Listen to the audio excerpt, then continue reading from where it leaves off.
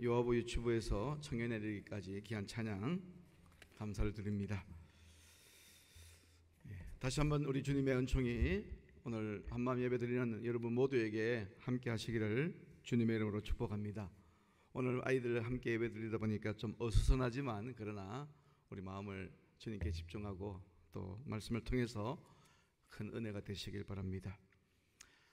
한국 영화 기생충에 이어 미나리라는 영화가 세계적인 영화제에서 큰 상을 받게 되어서 한국 영화가 세계의 주목을 받고 있습니다. 뿐만 아니라 방탄소년단을 위시한 한국의 음악, 특히 K-팝이나 한류 스타들의 활동으로 한국의 문화예술이 세계적인 수준이 되었음을 우리는 잘 알고 있고, 거기에 우리는 대단한 자부심을 갖고 있습니다. 몇 해 전에 소설도 미국 사회에, 한국 소설이 미국 사회에 엄청난 인기를 끌었던 그런 소설이 하나 있었습니다. 신경숙 작가가 쓴 엄마를 부탁해라는 장편 소설이 미국 사회에 엄청난 반향을 일으켰습니다.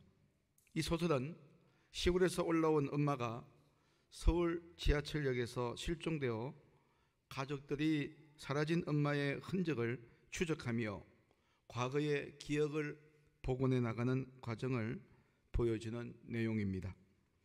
항상 곁에서 무한한 사랑을 줄 것 같은 존재였던 엄마가 실종됨으로써 오히려 그 엄마가 가족들에게 더 소중한 존재로 각인되었다는 내용입니다. 서양 사람들이 이 책에 크게 공감한다는 것은 그들도 그만큼 세상에 살면서 외롭다는 것을 말해주고 있습니다. 그리고 그들도 우리처럼 어머니에 대한 그리움이 매우 크다는 것을 말해주고 있습니다. 부모의 사랑을 받고 자라지 못한 이들이 있어서 조심스럽기는 하지만, 그러나 부모는 대개 우리의 든든한 울타리가 되어 주셨습니다.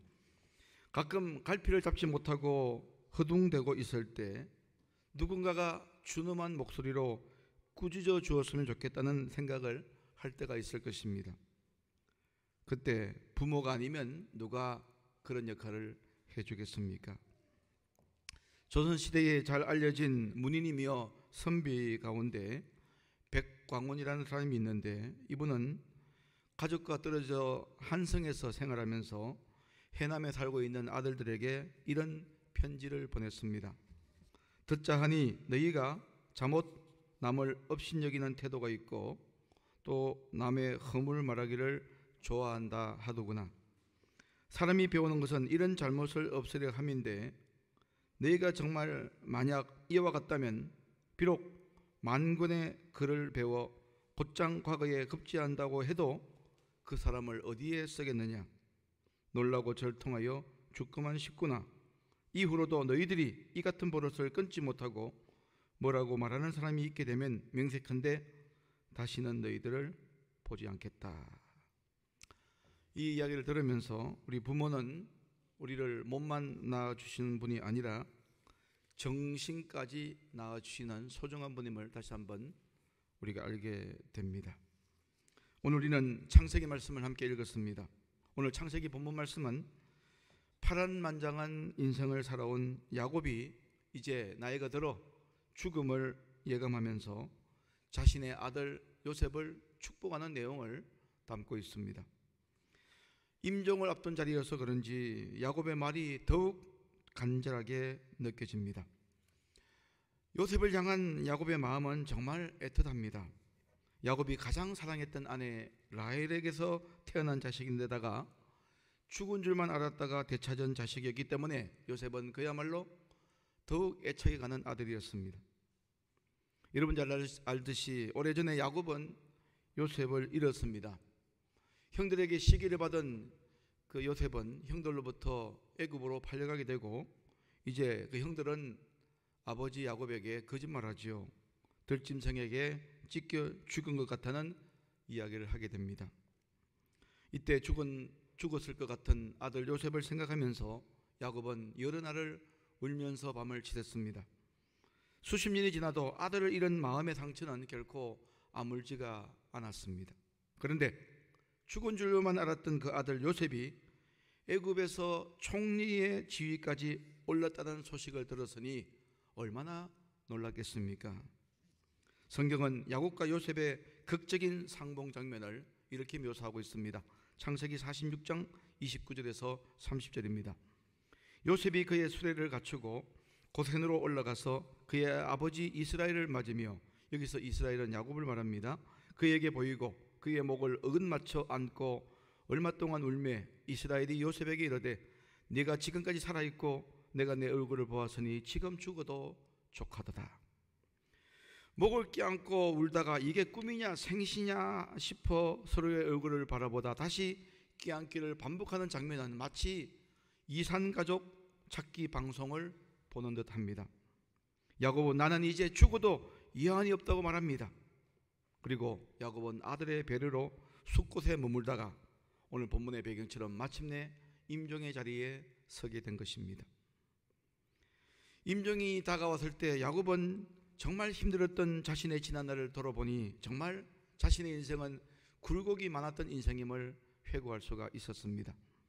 장자권을 둘러싼 형 에서와의 갈등, 그래서 형의 추격 때문에 선택한 야반 도주, 외삼촌 라반의 집에서 머슴처럼 살아야만 했던 지난 어려운 나날들, 치열했던 야복강가에서의 기도, 그리고 형 에서와의 극적인 화해, 사랑하는 아내 라헬의 죽음, 아들 요셉을 잃었던 그 순간의 고통, 그야말로 짙게 드리워진 어둠의 시간들을 야곱은 살아왔습니다.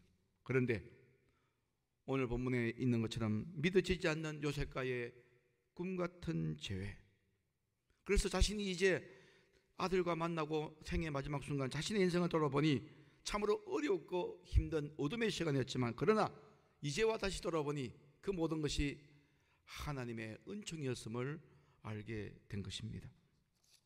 형의 칼날을 피해 하란으로 도망칠 때 루스 땅 광야에서 돌베개를 베고 자다가 만난 하나님의 약속의 말씀이 하나도 이루어지지 않은 것이 없었던 것입니다. 그 유명한 창세기 28장 15절입니다. 내가 너와 함께 있어 내가 어디로 가든지 너를 지키며 너를 이끌어 이 땅으로 돌아오게 할지라. 내가 내게 허락한 것을 다 이루기까지 너를 떠나지 아니하리라 하신지라. 야곱, 내가 어디로 가든지 너를 지켜주시겠다는 하나님의 약속은 돌아보니 다 이루어진 것입니다. 그래서 야곱은 요셉을 축복하면서 자신과 함께 하셨던 하나님을 이렇게 고백하고 있습니다. 오늘 15절 말씀입니다. 참 중요한 말씀이에요.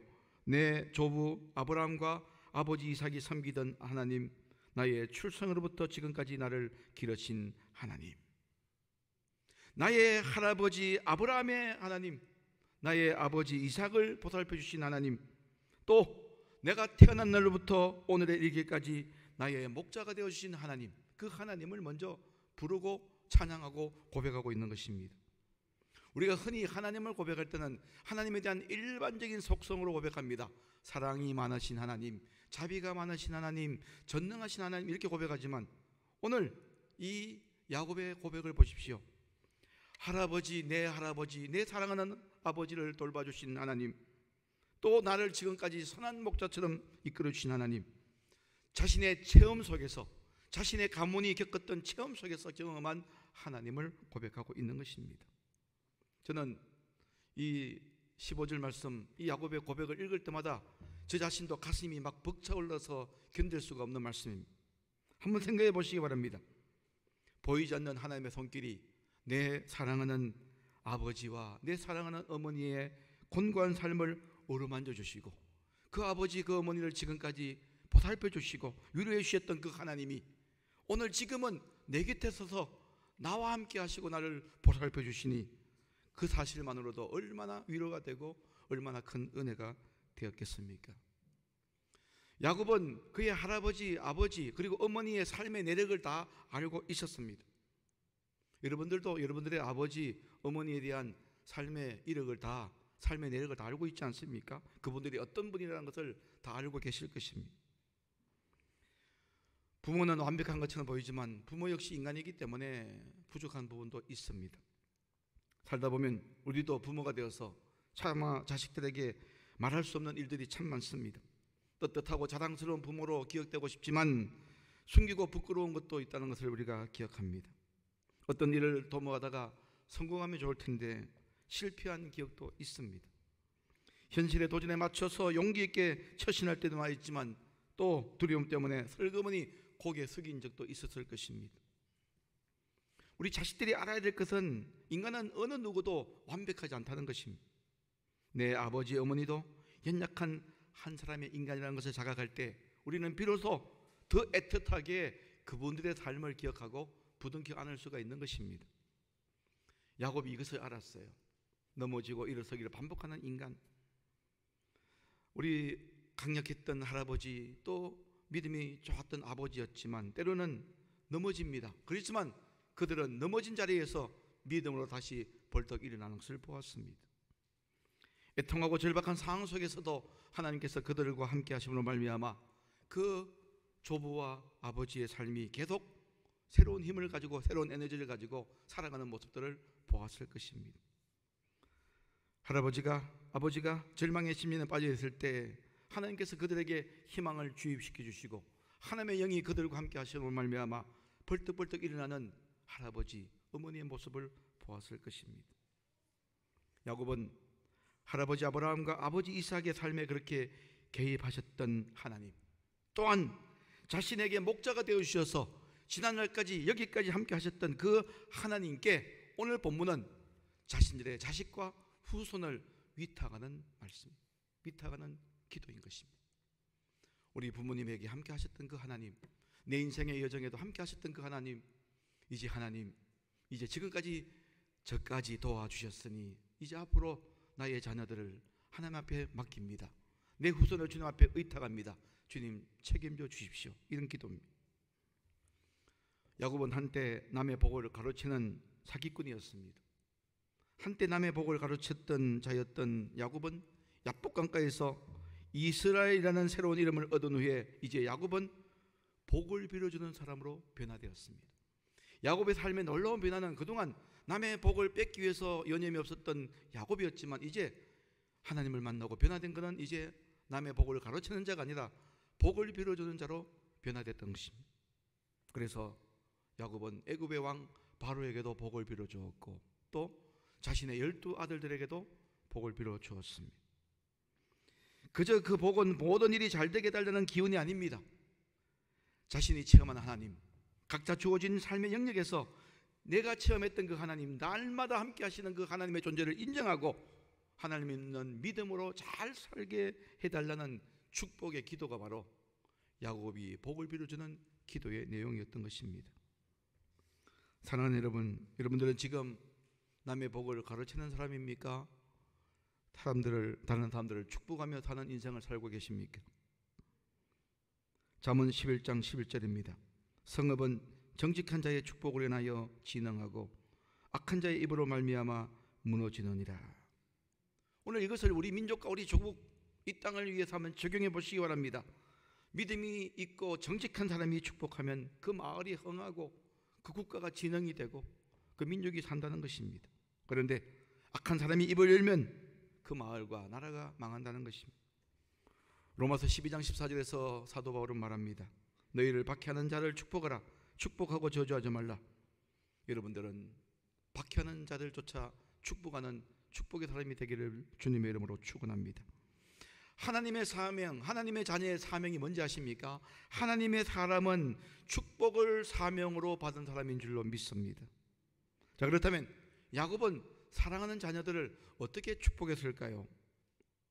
그는 조상들을 지키시고 보호해 주셨던 것처럼 요셉과 그 후손들을 지켜달라고 자신의 목자가 되어주신 그 하나님께서 역시 자녀들에게도 목자가 되어달라고 그렇게 기도했습니다. 그런데 오늘 이 야곱이 자녀들을 축복한 그 축복의 내용 두 가지, 오늘 16절 말씀에 기록되어 있는데 이 두 가지 말씀은 꼭 우리 부모된 책임으로서 꼭 기억하시기 바랍니다. 16절 말씀을 읽어드립니다. 나를 모든 환난에서 건지신 여호와의 사자께서 이 아이들에게 복을 주시오며 이들로 내 이름과 내 조상 아브라함과 이삭의 이름으로 칭하게 하시오며 이들이 세상에서 번식되게 하시기를 원하나이다. 자, 첫 번째 축복의 내용은 이것입니다. 조상들의 이름이 자녀들의 삶 속에 기억되게 하여 주십시오. 조상들의 이름이 자녀들의 삶 속에 살아나게 도와주십시오. 이게 첫 번째 기도고, 두 번째는 우리 자손들이 크게 불어나게 해달라고 기도하고 있습니다. 이것은 단순히 후손의 번창만을 의미하는 것이 아닙니다. 단순히 재산이나 신분의 성공만을 의미하는 것이 아니고, 조상들의 이름, 조상들이 목숨과도 같이 여겼던 조상들의 신앙의 핵심, 삶의 핵심이 자녀들 삶 속에도 그대로 이어지도록 도와달라는 기도입니다. 조상들의 이름이 후손들에게 기억된다는 것은 단순히 족보를 간직하는 것과는 차원이 다릅니다. 그동안 할아버지 아브라함, 아버지 이삭, 그들이 가졌던 삶의 핵심 가치, 그들이 가졌던 삶의 궁극적인 관심, 영적인 문제, 영원한 생명의 신앙이 자신뿐 아니라 자손들에게도 가슴에 깊이 깊이 각인되기를 원했던 것입니다. 다시 말하면 조상들의 이름이 자녀들 삶 속에 살아있다는 것은 뭘 의미할까요? 아름다운 신앙이 계승되기를 원했던 것입니다. 이것이 바로 야곱의 신앙이었고, 야곱이 자녀를 사랑하는 야곱이 가졌던 자녀 사랑법이었습니다. 여러분들은 지금 자식들에게 무엇을 물려주고 싶으십니까? 재산입니까? 지위입니까? 명예입니까? 어떤 목사는 자식에게 교회를 물려주기도 합니다마는 그건 결코 자식 사랑일 수는 없습니다. 우리가 잘 아는 시인 가운데 신경림이라는 분의 시 가운데 어머니와 할머니의 실루엣이라는 시가 있습니다. 어머니와 할머니의 실루엣. 이 시인은 자신의 인생을 불을 밝히는 도구의 변화 속에 담아서 노래하고 있습니다. 어린 시절 호롱불 밑에서 그가 본 것은 재봉틀을 돌리는 젊은 어머니와 실을 감는 주름진 할머니였습니다. 그 호롱불 밑에서 본 어머니, 할머니, 그는 어린 시절 그의 세상의 전부였습니다. 이제 성장하여 소년 시절에는 찍찍 소리를 내며 자주 꺼졌다 커졌다를 반복하는 희미한 백열등 밑에서 공부도 하기도 했고, 꿈을 키우기도 했고, 책도 보고 놀기도 했습니다. 이제 어른이 되어서는 도해지의 화려한 간판과 네온사인의 휘황한 불빛을 보며 세상이 참 넓다고 느끼면서 살았습니다. 큰 도시로 나가 세상 이곳저곳을 떠돌며 열심히 살았습니다. 그곳에서 많은 것을 보고 많은 것을 배웠고, 이제 성공까지 하게 되었습니다. 자, 그런데 이제 나이가 들어 생을 정리할 때쯤 되니까 정말 이상하게도 어른이 되어 경험했던 것들은 다 잊어버리고 옛날 어릴 때의 일들만 기억이 된다는 것입니다. 이 대목은 시인의 표현 그대로 전달하는 것이 좀 의미가 있을 것 같아요.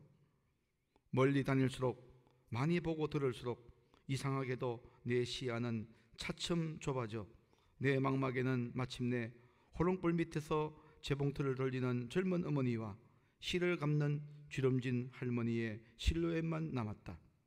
내게는 다시 이것이 세상의 전부가 되었다. 여러분, 시인의 이런 고백은 과거에만 매여있는 정신적 퇴행에서 오는 행동일까요? 아닙니다. 저는 그렇게 생각하지 않습니다. 시인은 굴곡진 삶의 여정을 통해서 결국 할머니와 어머니의 품으로 돌아왔습니다. 이 시가 우리에게 가르치는 내용이 뭔지 아십니까? 삶에서 가장 소중한 것은 그 누구보다도 나를 아끼고 나를 품어주고 나를 돌봐주는 그 대상을 찾는 것이 가장 소중하다는 것입니다.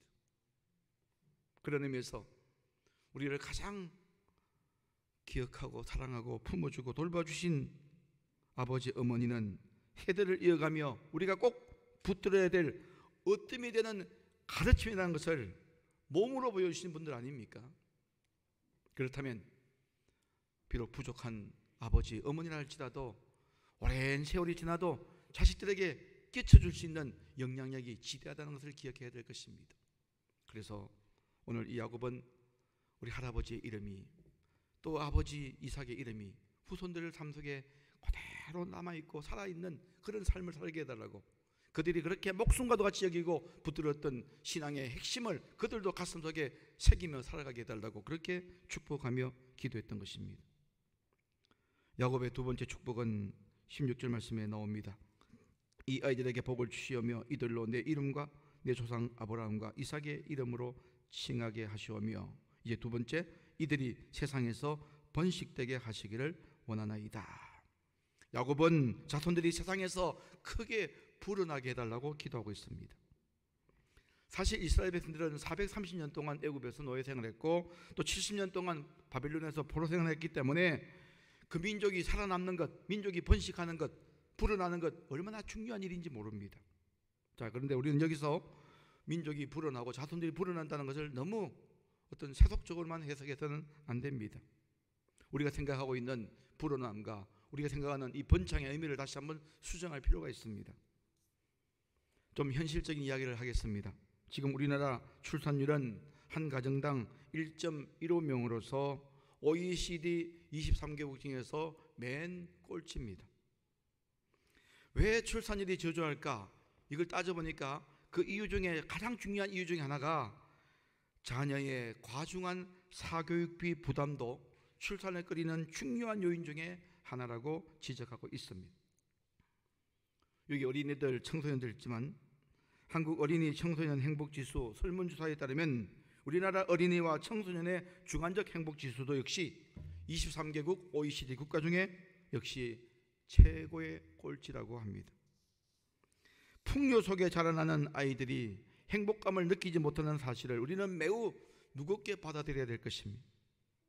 부모들의 과도한 교육열이 오히려 아이들의 삶을 더 불행하게 만들고 있다는 이 역사를 우리는 어떻게 받아들여야만 될까요? 자손들이 땅에서 번식되고 불어나게 해달라고 하는 이 야곱의 기도는 야곱에게만 해당되는 소망이 아닙니다. 우리에게도 해당되는 소망입니다. 그 번성이, 이 번식이 수적인 정대이든 아니든 우리 역시 우리 후손들이 평화롭고 건강하고 행복하게 잘 살기를 바라는 것이 우리 부모들의 소망 아닙니까? 하지만 우리는 우리의 삶이, 우리의 현실이 그런 소망을 역행하고 있다는 사실을 깊이 인식해야 될 것입니다. 후손들이 썰 지구를 망가뜨리고 그들이 받아야 될 유산을 미리 탕진하고 있으니 그게 심각한 문제가 아닙니까? 갈수록 하나님의 존재를 부인하고 무신론적인 가치관과 죄악이 보편화된 이 세상, 과연 희망을 가져도 되겠습니까? 요즘 코로나 시대를 살아가면서 제 내면에 생생하게 떠오르는 질문이 있습니다. 저는 이런 질문을 종종 합니다. 저는 지난 세월을 생각하며 이런 질문을 해봅니다. 50년 후에도 여전히 새들은 하늘을 날며 아름다운 노래를 부를 수 있을까? 50년 후에도 봄이면 꽃이 피어나고 벌들이 잉잉대며 생명의 노래를 부를 수 있을까? 50년 후에도 지금처럼 우리가 이렇게 마음대로 돌아다니며 자유롭게 살 수 있을까? 기우처럼 들리지만 학자들은 이대로 가다가는 지구가 거들날 날도 멀지 않았다고 경고합니다. 여러분, 우리에게는 시간이 없습니다. 이제 정말 돌이켜야 됩니다. 좀 더 불편하게 살지라도 바르게 살아야 될 것입니다. 부모들이 잘 살아가는 바르게 사는 삶의 방법이 후손들을 사랑하는 가장 중요한 사랑법이 되어야 될 줄로 믿습니다. 말로 빌어주는 축복도 중요합니다. 하지만 더 중요한 것은 삶으로 하는 축복입니다. 우리의 삶이 후손들의 삶을 통해서 계속되기를 바란다면 바로 지금 우리는 주 안에서 새로운 삶을 결단해야 될 줄로 믿습니다. 이제 남의 복을 가로채는 인생을 살지 마시고 복을 빌어주는 인생을 사시기 바랍니다. 생명을 살리는 삶을 선택하시기 바랍니다. 늘 감사하는 이 감사의 마음이 자녀들의 가슴에 오랫동안 기억되는, 우리 부모들의 감사의 삶이, 감사의 이름이 자식들의 삶 속에 고스란히 기억되는 그런 삶을 살 수 있게 되기를 바랍니다. 하나님의 은총으로 각 가정의 삶의 핵심이 자녀 손손 아름답게 믿음으로 개성되는 놀라운 축복이 있게 되기를 주님의 이름으로 축원합니다. 주신 말씀을 기억하시면서 잠시 묵상으로 기도하기를 원합니다.